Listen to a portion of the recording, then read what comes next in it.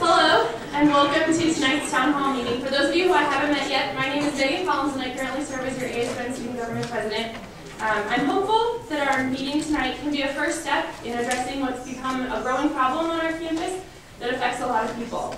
But before we get too much into things, I'd like to introduce some important people here tonight.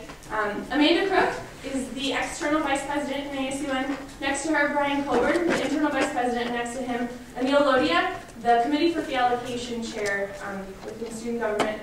Also back here we have Dr. Franco, your vice chancellor for student affairs. And people in the polos, most of them are senators, so they're good people to chat with if you have additional concerns. Okay.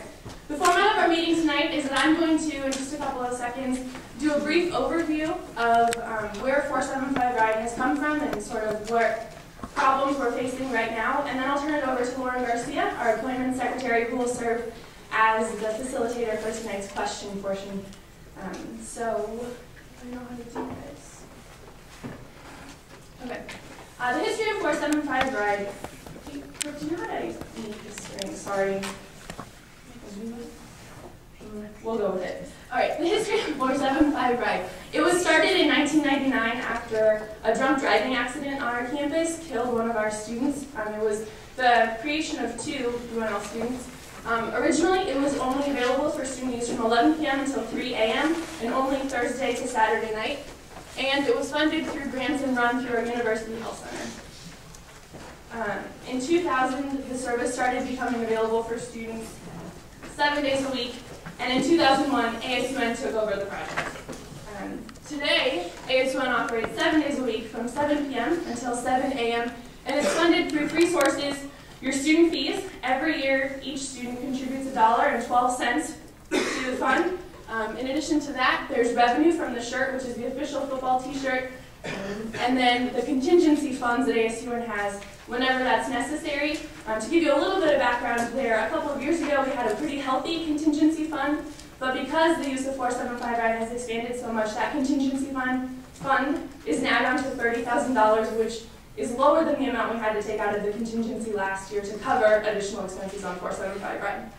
Also, to put things into perspective a little more for you and bring it really to today, in October 2009, we just got the results from last month's service.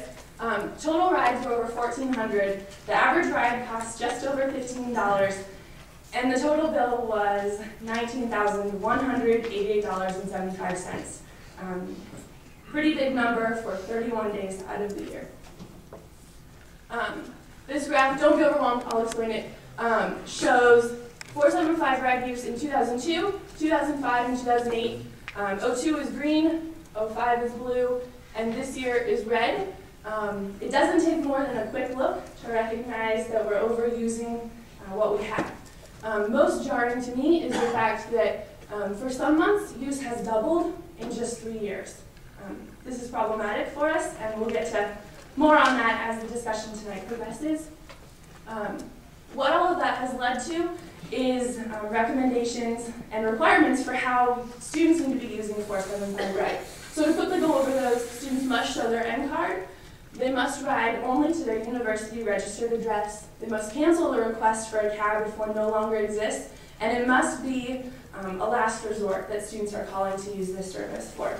So that's a brief history. If you have questions on that, we can talk about it a little later. But just sort of before I turn it over to Lauren, please know that I'm committed to making this service work for students for the long term. But what that means is that in the present, we have to do something in order to maintain this service for the long term.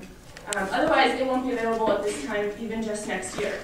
That said, I understand that many of you received an email from us regarding your use of 475 RIDE, and tonight is especially for you. We want your feedback. Your feedback is important to us, and it's that sort of feedback that's going to help guide how 475 RIDE is managed from here on out so that we can provide the best services to students, particularly students who find themselves in an emergency situation. So, with that, I'm going to turn this over to Lauren and recognize that I don't think we're going to solve everyone's problems tonight, but we can certainly start working towards solutions. So, thanks. Great, good evening everybody. As Megan said, my name is Lauren. I'm the appointment secretary for ASUN, and the senator for the College of Journalism and Mass Communications. The way this will work is if you have a question right after that, just raise your hand. I will call on you, and then one of our execs up here will answer the question. If you don't want to raise your hand and answer the question in front of everybody, there are cards all around. There are little blue note cards. You can write down your question and then hand it to somebody in a black ASUN polo who will bring it up to me, and I will ask the question for you. So, you don't have to worry about that. So I guess we'll get started. Does anybody have a question? Yep. On your previous slides, it said that each ride costs on average about $15.35. Why is each ride so much? And are there ways that are being enacted to combat that price? The question asked was, why is each ride so costly? $15, right? I'll take that question, thanks, Travis.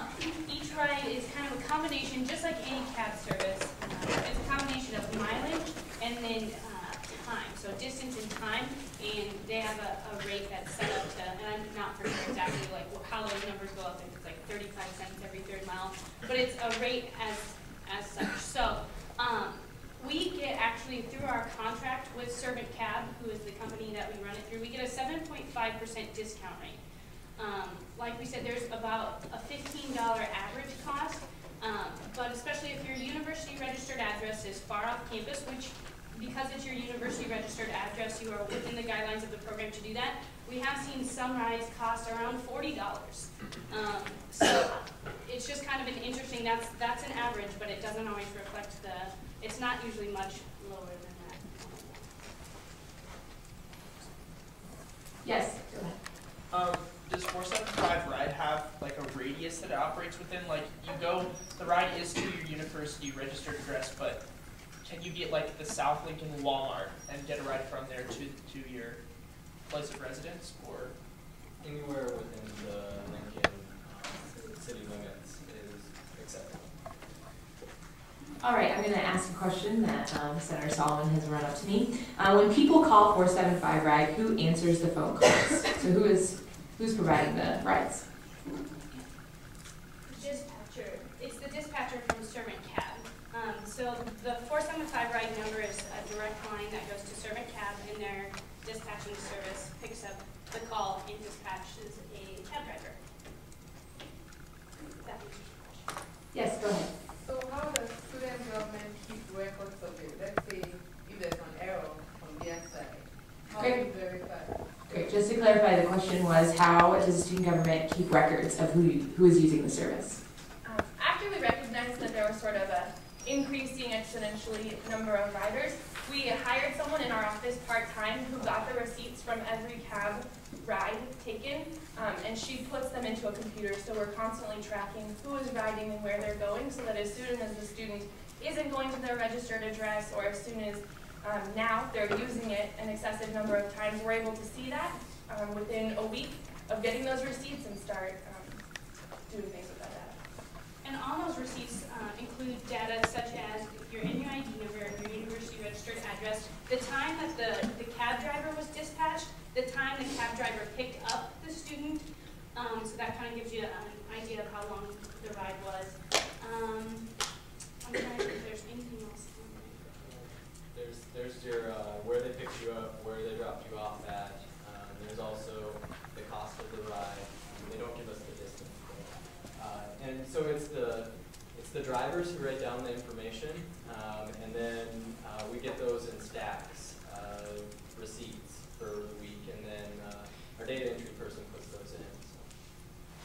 So, to verify, there's no way of like, we didn't take a picture, there was no like scanning of an end card or anything.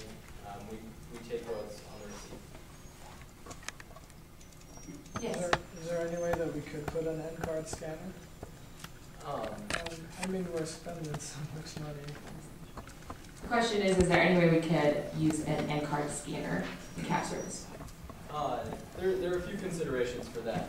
It is probably theoretically possible. The cab company does not like to use very much technology.